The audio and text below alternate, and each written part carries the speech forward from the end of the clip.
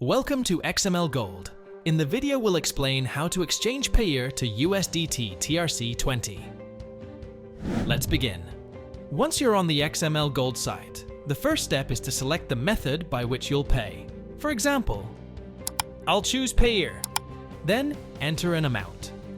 Next, select the payment method through which you want to receive your funds. For instance, I'll choose USDT TRC20 from crypto. The buying or receiving amount will be automatically displayed. Now click on the exchange button.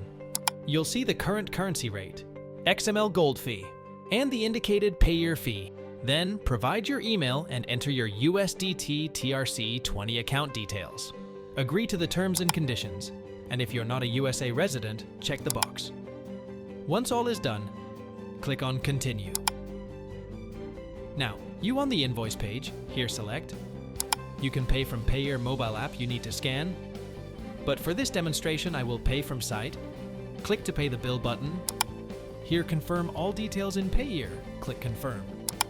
Now enter your Payeer master key. That's you successfully exchanged Payeer to USDT TRC20. Thank you for choosing XML Gold.